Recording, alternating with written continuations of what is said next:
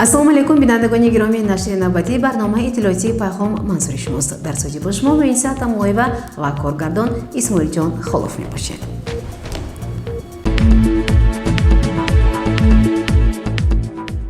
جلسه کوری تحت راهبری اجرا کننده وظیفه رئیس شهر پنجکن عبدالخالق خالقزاده در تالار خورد مقامات اجرایی حاکمیت دولتی شهر برگزار گردید که در آن چند مسئله مهم محاکمه و خلاصه برآوری کرده شدند. گزارش خبرنگاران ما یزدانقل مولانوف و شاه حسین صالحов در این باره. اجرا کننده وظیفه رئیس شهر خالقزاده عبدالخالق در جلسه کاری با اشتراک کارمندان مسئول دستگاه رئیس شهر، رئیسان جماعت‌های دیهات و محله‌های شهر، نمایندگان ساختارهای قدرتی نخست اندیشه‌های خود را از چند حادثه سوختار که در شهر پنجکن رخ دادند بیان داشته.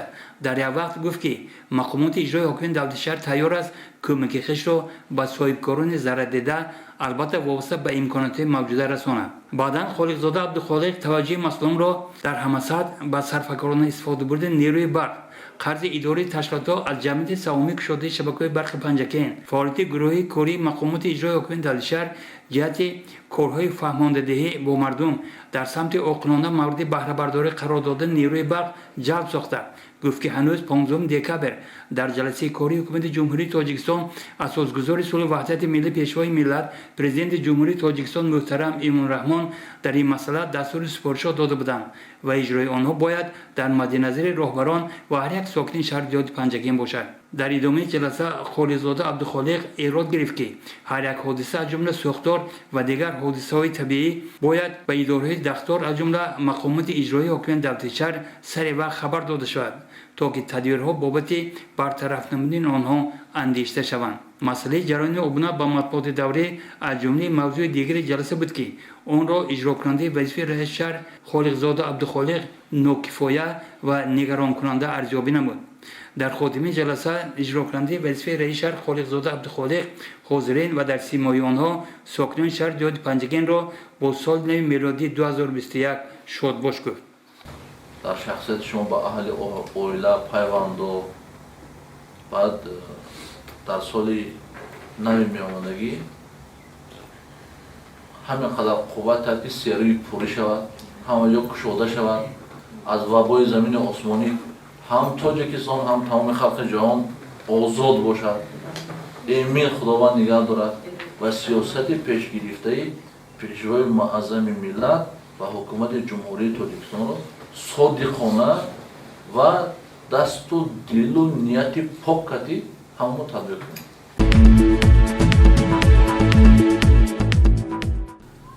در اجلاس چهارم مجلس وکیلان خلق شهر پنجکن دعوت پنجم یک قطار مسائل مهم رشد اجتماعی و اقتصادی شهر پنجکن تحلیل و بررسی گردیده قرارهای دخلدار به تصویب رسیدند. توجه نمایید به گزارش دیگری برنامه. سنه 30 دکبر سال 2020 اجلاس چهارم مجلس وکیلان خلق شهر پنجکن دعوت پنجم برگزار گردید. اجلاس تحت رئیسی معاون یکم رئیس شهر پنجکن وکیل از حوزه انتخاباتی سعودیان رقم 34 محمد صادق سفرزاده جریان گرفت. پس از تنین انداز شدن سرود ملی جمهوری تاجیکستان وکیلان اجلاسیه نخست کاتبات اجلاسیه را تصدیق نموده از روی آن قرار قبول کردند. اینچنین وکیلان روزنامه اجلاسیه را با پیشنهاد دیگر مسئله ها به طور مفصل بررسی نموده از روی آن قرار قبول کرده شد. از روی مسئله دوم اجلاسیه اجرا کننده وظیفه رئیس شهر پنجکن خالقزاده عبدالخالق درباره رشد اقتصادی و اجتماعی شهر پنجکن در 11 ماه سال 2020 به طور مفصل با شرح و ایضاح فعالیت ساحه‌های گوناگون خواجگی خلق حسابات داد و همزمان تاکید نمود که پیرامون این مسئله در روزنامه زرافشان مواد مفصل به نشر رسانیده شده است. وابسته به مسئله دوم اجلاسیه وکیل از حوزه انتخاباتی شادیانه رقم 1 احرار و مقصوده وکیل از حوزه انتخاباتی زردالوزاد رقم 2 سفرов محمد مراد وکیل از حوزه انتخاباتی ضدی رقم 22 فریدون علیموف با سخن برآمده پیرامون رشد ساحه‌های معارف تندرستی و کشاورزی سخن گفته بار دیگر از دستگیری‌های مقامات اجرایی حاکمیت دولتی شهر پنجکین برای رشد این ساحه‌ها عرضی سپاس نمودند. در اجلاس چهارم مجلس وکیلان خلق شهر پنجکین دعوت پنجم برنامه رشد اقتصادی و اجتماعی شهر پنجکین برای سالهای 2021 و 2025 مورد بررسی قرار گرفت و در این باره مدیر شعبه اقتصاد و سودای مقامات اجرایی حاکمیت دولتی شهر پنجکین فرهاد حمزه‌یف معلومات مفصل را با شرح و ایضاح این برنامه با توجه وکیلان پیشنهاد کرد. وابسته به این مسئله اجلاسیه وکیلان گزارش معاون رئیس کمیسیون دائمی مجلس وکیلان خلق شهر پنجکین اوید به بودجه و سیاست سرمایه گذاری عزیز مرادزاده قمرالدین را نیز شنیدند. در این باره اجلاسیه قرارهای داغدار قبول کرد. یکی از مسئله های مهم اجلاسیه تصدیق لایحه بودجه شهر پنجکین برای سال 2021 و اجرای بودجه شهر پنجکین در سال 2019 بود. در این باره با وکیلان اجلاسیه اجرا کننده وظیفه سردار ریاست مالیه شهر پنجکین کریمزاده رحیم گزارش مفصل داد. در علاقمندی به مسئله تصدیق بودجه شهر پنجکین برای سال 2021 رئیس کمیسیون دائمی مجلس وکیلان خلق شهر پنجکین اوید به مسئله های اقتصادیات بودجه و سیاست سرمایه گذاری خسرو دوستبایف همچون وکیل از حوزه انتخاباتی غوسر رقم 3 معروضه ایلاوگی کرد. از روی این مسئله ها وکیلان قرارهای داغدار قبول نمودند. در اجلاسیه وکیل از حوزه انتخاباتی رواد رقم 17 شاهرخ شریفوف پیرامون فعالیت وکیلی خویش در این حوزه گزارش مفصل داد. در اجلاسیه از روی مسئله هشتم تاکید شد که در حوزه انتخاباتی سوزنگران رقم 8 با عریضه شخصی سابق رئیس شهر پنجکین شفیعیان اسلام زیازاده وکالت وکیلی خویش را قطع نمود. با قرار اجلاسه مجلس وکیلان خلق شهر پنجکین این عریضه مورد بررسی و تصدیق قرار گرفته همزمان جهت گذراندن انتخابات در حوزه انتخاباتی سوزنگران رقم 8 با سنه 21 فوریه سال 2021 قرار قبول گردید که آن از طرف وکیلان یکدلانه دستگیری یافت. در اجلاسیه پیرامون برگزاری انتخابات کمیسیون شهری انتخابات نیز تصدیق گردیده اجلاسیه در این باره قرار قبول کرد. در اجلاسه چهارم مجلس وکیلان خلق شهر پنجکین دعوت پنجم یک قطار قرارهای رئیس شهر نیز از طرف وکیلان تصدیق کرده شد. همینطور اجلاسیه از روی همه مسئله های محاکمه گردیده قرارهای داغدار را قبول کرد. در اجلاسیه نماینده مقامات اجرایی حاکمیت دولتی ولایت سوخت رئیس کمیته اتفاقهای کسبه ولایت سوخت شریف جان عبدالله زاده با سخن برآمده پیرامون رشد اقتصادی و اجتماعی ولایت سوخت شهر پنجکین در پرتو دستور و هدایت‌های رئیس ولایت سوخت محترم رجب احمدزاده سخن گفت و مردم شهر باستانی پنجکین را با فرارسی سال نو میلادی 2021 صمیمانه تبریک و مبارکباد نمود. همینطور زیر صدای سرودی ملی جمهوری تاجیکستان اجلاسه چهارم مجلس وکیلان خلق شهر پنجکین دعوت پنجم کار خود را با انجام برسانید. گزارش عباس همراه شده اسماعیل جان خالف аз толори калони мақомоти иҷроияи ҳокимияти давлатии шаҳри Панҷакент.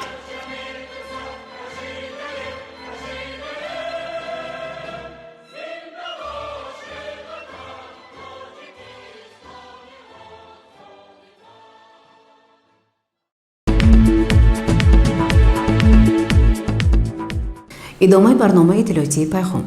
дар толори хурди кӯхи фарҳанг маҷлиси шӯрои собиққадрони комииҷрои ҳизби халқии демократии тоҷикистон дар шаҳри Панҷакент баргузор гардид. Ба идомаи мавзӯъ таваҷҷӯҳ намоед.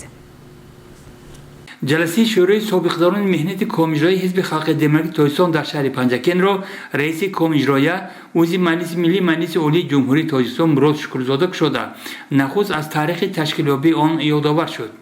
باعث افتخارمندی است که از سال 2016 اینجوری در شهر پنجکن شورای سابقداران حزب عمل میکند. در این زمان مقدار اعضایان شورای سابقداران حزب خلقی دموکراتیک تاجیکستان در شهر پنجکن 1060 نفر را تشکیل می‌دهد. از روی مسئله اولی روزنامه جلسه رئیس شورای سابقداران کمیجرای حزب خلق دموکراتیک تاجیکستان در شهر پنجکن حمید خالووا برآمد کرده فعالیت را در سال 2020 تحلیل و وظیفه نوبتی را برای سال 2021 تاکید ساخت. سال 2020 در تاریخ حزب خلق دموکراتیک تاجیکستان با نتیجه‌گیری از فعالیت 26 ساله آن تجلیل باشکوهی این صحنه مهم در تشکیلات‌های حزبی نیز خاتمان بود.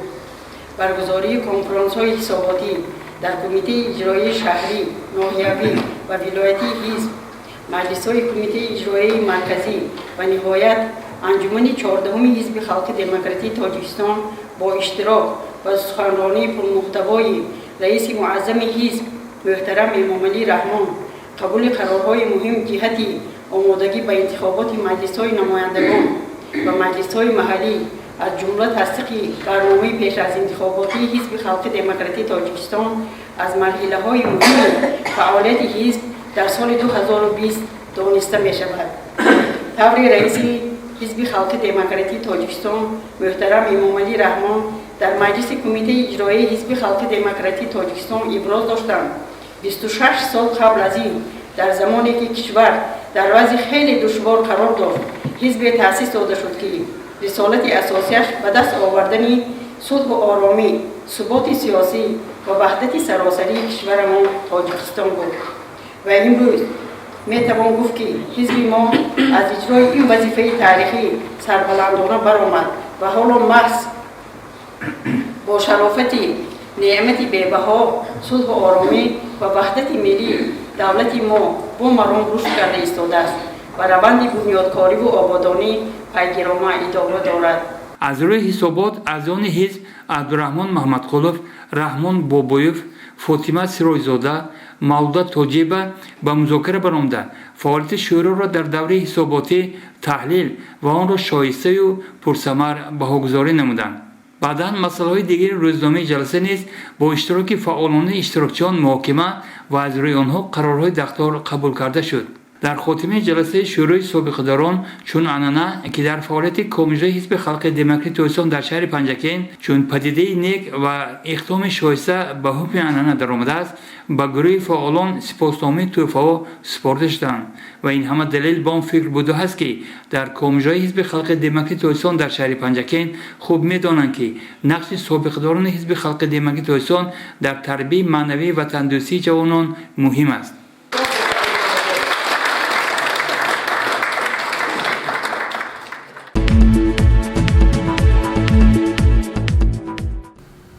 کارمندان مرکزی منطقوی با حسابگیری انفرادی در شهر پنجکن به سال نو میلادی 2021 با نقشه و نیت‌های نیک قدم می‌گذارند. با مصاحبه ما با سرداری مرکز امیرای میرزایeva توجه نمایید. هموطنان عزیز، پس از چند روز سال نو میلادی 2021 وارد منزل ما می‌گردد.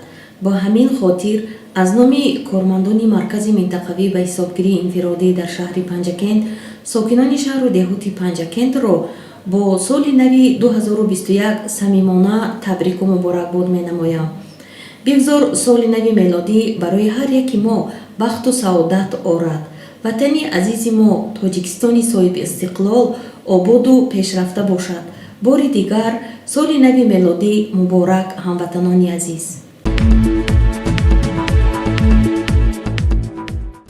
барномаро идома медиҳем. бо иқдоми роҳбарияти ҷамоати деҳотӣ халифа ҳасан дар арафаи соли нави милодии 2021 чанд оилаҳои ба кӯмак ниёзманд айёдат карда шуда ба онҳо маводи ниёзи аввал тӯҳфа карда шуд. таваҷҷӯҳ намоед ба гузориши хабарнигорони мо. дар ҷамоат деҳоти халифа ҳасан ба ҳукми анъана даромадааст ки дар арафаи иду айём собиқадарони меҳнат шахсони беморро ба кӯмаки дастгир ниёзманд айёдат карда ба онҳо маводи хӯрока кӯмак расонда шавад. ин иқдоми дар арафаи соли нави милодии 2021 боз такрор шуд. раиси ҷамоат хушбахтзода эркен якҷо бо кормандону фаъолони ҷамоат нахуст дар деҳаи шӯрча ба манзили чанд нафар омада онҳоро бо соли нави милодии 2021 шодбош намуданд ва як миқдор маводи ниёзи аввал тақдим карданд. мардуми айёдат карда шуда барои чунин таваҷҷӯҳи ғамхорӣ изҳори сипос намуда даст ба дуо бардоштанд то ки ватани азизи мо тоҷикистони соҳиби истиқлол обод ва рӯзгори сокинонаш ори аз бемориҳо аз ҷумла COVID-19 бошад. намояндаҳои ҷамоатро дар деҳаҳои деваштиш, суфиён, кабудсанг ва ғайра низ хуш қабул намуда арзи сипоси хешро баён намуданд. саломатистон аст, худо солатон мурад. саломатон аст. خدا باشه. سلامت باشید. آمین. تنی صحت، خاطری جمع، دلی بیغم. خدا کسب کار و برکت کرد، عمری دراز، رزق فراز، الهی خوب بده، خوب نگاه دارد. هر انسان مراد و مقصد های نیکش برسد. توی شود مسافرای خداوندان در پناه هم نیاز دار. صحت سلامت و مراد و مقصد های نیکشان رسیده به وطن برگردن. آمین. الله اکبر. Mana yangi yilimiz o'tgangi yildan yanada yaxshi bo'lsin. İlohim. Bu griplar, bunday kasalliklar ilohim vatanimizdan tezda ketsin. Xalqimiz farovon yashasin, yurtimiz tinch bo'lsin, oilalar tinch bo'lsin. Hamma o'zlarining nima niyatlari bo'lsa niyatlariga yetsin. Hamma xalqimizni, butun Panjaken shahrini xalqini, bütün yori do'stlarimizni barchasini yangi 2021 yil bilan tabriklayman. Oilalari tinch bo'lsin, osoyishtalik bo'lsin. мақоли хеле хуби халқи рус ҳаст ки таъкид месозад гап дар тӯҳфа нест, балки дар таваҷҷӯҳ мебошад. оре ҳамин тавр ҳам бояд бошад, зеро як вазифаи ҷониву қарзи имонии ҳар як роҳбар аз ҳоли мардум хабар гирифтан, дилбардорӣ намудан ва шодбошии онҳо ба муносибати иду айём аст. дар ҷамоат деҳоти халифа ҳасан бо роҳбарии раиси ҷамоат хушбахтзода эркен ин ҳақиқати оддии зиндагиро хуб дарк намуда вобаста ба дастури супоришҳои асосгузори сулҳу ваҳдати миллӣ пешвои миллат президенти ҷумҳурии тоҷикистон муҳтарам имомраҳмон вазифагузориҳои роҳбарияти мақомоти иҷрои ҳокимияти давлати шаҳри Панҷакен шахсан таъкидҳои доимии иҷрокунандаи вазифаи раиси шаҳр холиқзода абдухолиқ чунин иқдомҳои некро роҳандозӣ менамоянд.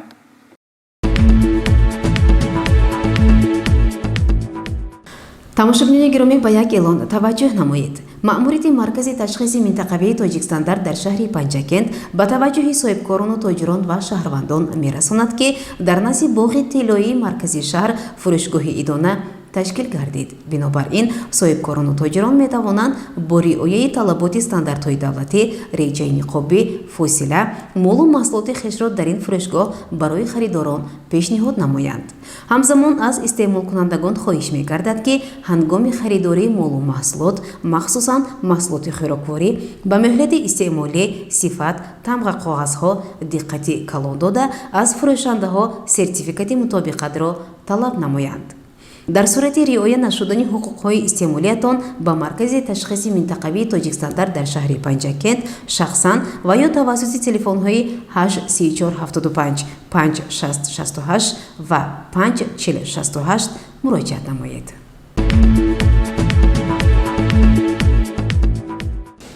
бинандагони гиромӣ, дар ҳаминҷо барномаи иттилоотии пайғом ба поён мерасад. барои ҳар яки шумо тансиятиву некномиро хоҳонем. то барномаи дигар шоди пирӯз бошед. хайр.